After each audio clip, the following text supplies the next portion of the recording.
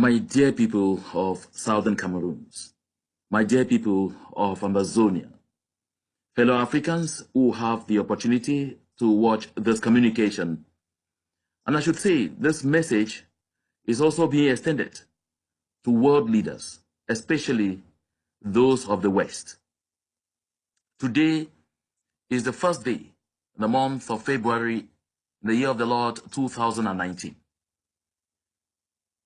I'd like to take this opportunity to point out that since 2016, that the people of Southern Cameroons got locked in a crisis with La République du Cameroun, we have observed a pattern.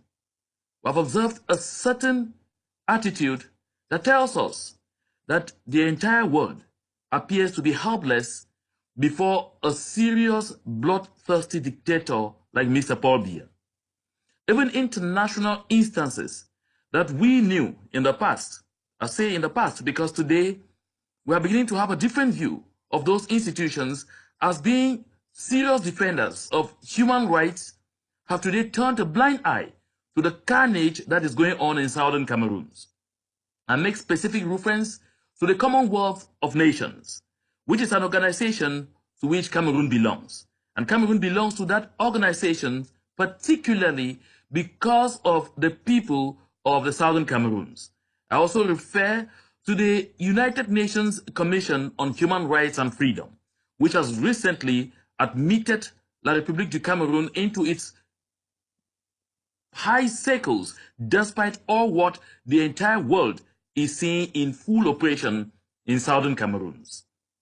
Today, I'm bringing this message to our people for us to understand that what appeared in the past to simply be negligence today turns out very neatly to be a definitely well-knitted international conspiracy.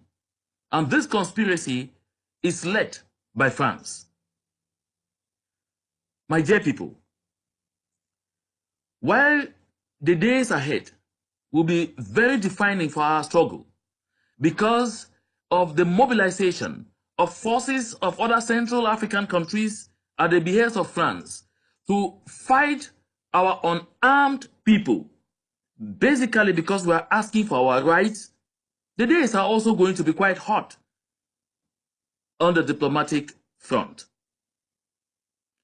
I say this because a cable has been leaked to us, which indicates that in the days or weeks ahead, the Swiss government is going to organize a retreat for some Southern Cameroonians that they are going to be preparing, that they will come out eventually and declare that they are talking on our behalf, so that they will be the people that France will push across the world that should be used for negotiations concerning the ongoing conflict in Southern Cameroons.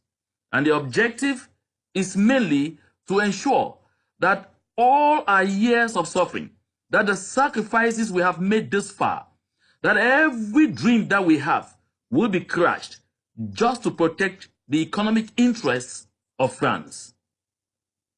Right now, as I talk, some of those people are already out there playing into those books, and they definitely are hoping that they are going to play a very fast and smart one on us, that before we open our eyes to know exactly what is happening, we would already have tied ourselves and bundled our innocent and unsuspecting people and handed back to France in colonialism.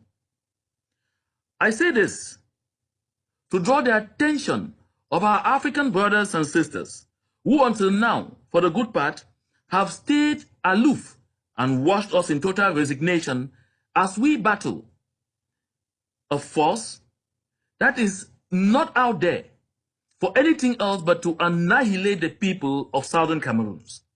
Some of these African brothers and sisters accuse us even for not being Pan-Africanist enough, because they simply see in our struggle a desire to create our own state and to run away from other Africans with whom we should normally stay together, be bonded together and be strong together. I want to inform you that the people of southern Cameroons who voted in 1961 in a referendum organized by the United Nations to come together with La République du Cameroun in a loose union of equals actually thought of Pan-Africanism. We had Pan-Africanism at the back of our minds. But what our people on the African continent fail to see today is that in the end, we were taken for a ride. We were bundled by our so-called brothers and sisters of La République du Cameroun and sold over to the French. And today, we are witnessing a kind of colonialism by proxy. Let me make this clear, that Pan-Africanism is not equal to colonialism by proxy. I want to also state here that if the world has not recognized yet, like the Italians have done, like the Germans have done, that France and its imperialist tendencies represent the biggest danger to world peace, then they need to have a rethink. The crisis that is ongoing in southern Cameroons, or let me say in the Cameroons, was actually planned and cooked up by the French right from 1961. The history books are there to say that the French let a number of African countries, especially the Francophone African countries, with the exception of Mali, to vote against the independence of southern Cameroons on the 21st of April, 1961 at the United Nations. That was because they had plans. That was because they were actually planning what is unfolding now. But to put records really straight, the carnage that the French decided to unleash on our people started in 1972, when the French realized that there were a lot of natural resources on the territory of the southern Cameroons. They hurriedly pushed President Amadou Ahidjo, who at that time was extremely happy and was enjoying the federal system in the country, and was excited to have two prime ministers under him, and who didn't make a mystery of it and was talking about it on the African continent as a wonderful experience. The French forced his hand to put an end by all means to the federal system, even in total violation of the 1961 Constitution in its Article 47, sub B.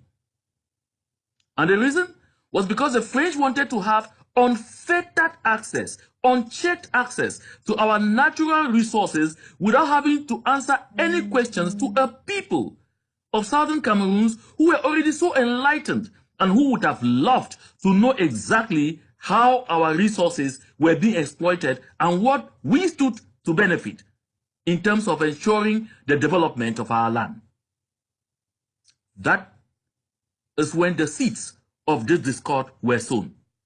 So today, when you go around to talk with people on the international scene about the situation in southern Cameroons, and they tell us that we should give up this struggle because France has a veto power, because France will not accept anything that liberates southern Cameroons from the grips of La République du Cameroun, through whom they are able to exploit our resources without answering any questions to anybody, it is laughable. When they tell us that the highest France can accept that we get is a kind of decentralization which doesn't put the two zones, the northern zone and the southern zones, together in one structure so that they will continue to have their way to our resources, it is again a clear insult to our people. I want to take this opportunity to draw the attention of the people of the Federal Republic of Nigeria to the effect that although their country was never colonized by France, although they have no past colonial history with France, France is today so conscious of the fact that her ambitions in the Gulf of Guinea will only be protected if they extend their colonial tentacles, their neo-colonial tentacles into Nigeria. And they have a willing partner in President Muhammadu Buhari.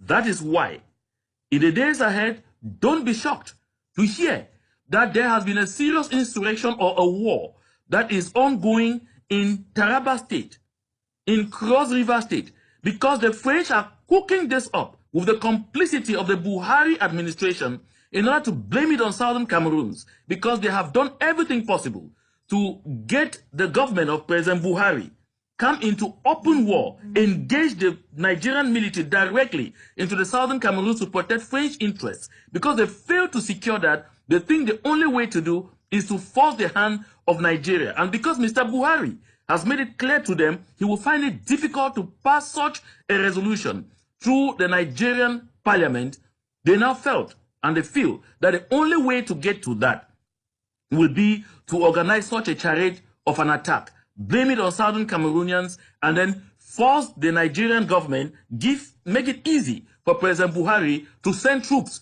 into the border towns of the Southern Cameroons to help La République du Cameroun on their ongoing annihilation attempt on the people of the Southern Cameroons.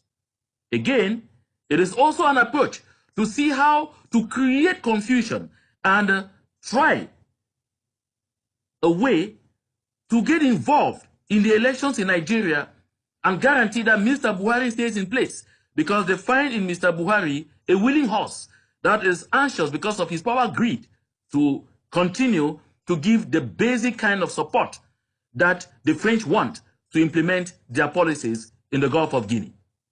The French are convinced that they are not likely to have a free hand with Mr. Atiku Abubakar, who appears to have the serious backing of former President Olusegun Obasanjo. These are things that we need to know.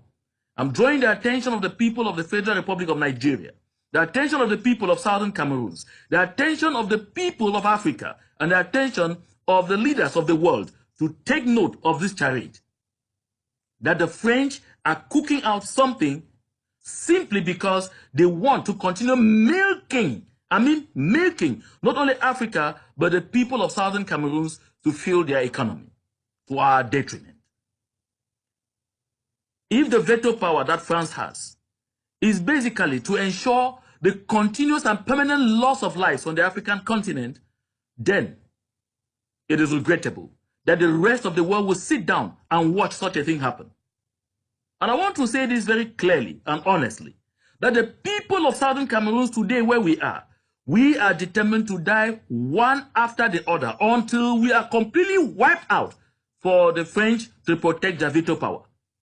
Because if the French will continue to do what they are doing in the Cameroons, what is certain is that there is definitely not going to be any peace there until, I can't say when, because the people are clear.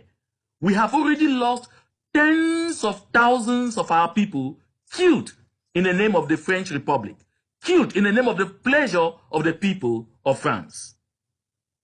My dear brothers and sisters, let me draw their attention of each and every one to the effect that there is a lot of manipulation going on right now, even as I speak. The people of La République du Cameroun, weary of the fact that having brought in military people from all over Central Africa, they're still finding it difficult to overcome, have resorted to internal manipulation among our people. That is why today they have sent proxies everywhere to approach us. Leaders of this revolution are being approached. Activists in this revolution are being approached. Individuals who are considered to have even the least influence are being approached. And the overall objective is to make sure they sow confusion and bring us into total infighting once more so that they can have their way.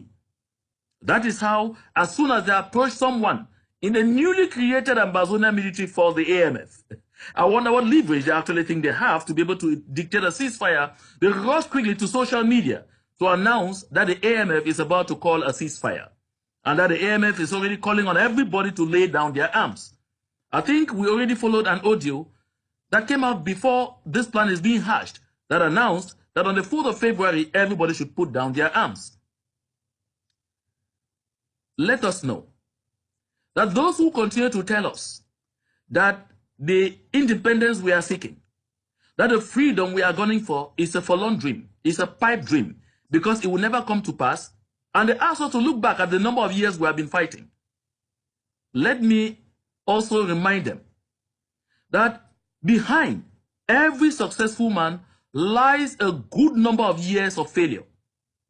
Yes, it is the past failures of the successful people that fuel their anxiety to continue until they attain the levels that they have attained today. If you doubt me, talk to the billionaires of the world. They will tell you their humble beginnings and they will tell you their failures. If you doubt me, read President Barack Obama's The Audacity of Hope. And you'll see the number of years he fails in attempt to attract even just attention to his political ambitions. And after failure upon failure, he got learning. And eventually, he made it. He got to where we all saw, to where we all see today. My dear people, let me make this clear to us all. We are engaged in a battle for our very existence. That is the reason we must continue to rage on until we attain what truly belongs to us. No one shall frighten us to stop. Let me be clear that what we need today, more than ever before, is a come together. Is a meeting that will bring all the people of the southern Cameroons together. The federalists, the restorationists, the unitarists, and everyone to ensure that we as a people tell the world what we want. That we as a people speak with one voice. That we as a people stand to indicate to the world that we want things to change. And we want those things to change as soon as possible. That can only be done in a gathering that brings all of us together basically as equals. With no one coming under the canopy of group or whatsoever, or with no one coming as I am this, I am that. So that we can sit down together and chart a path forward for our suffering people and ensure that we prove to the world that we are capable of taking care of our own destiny. Yes, we are capable of doing that. Yes, I'm convinced that the people of Southern Cameroons are not as dull as some want to think we are. We are capable of setting aside our differences and to rush to what is the common good. May the Holy Spirit of God lead us.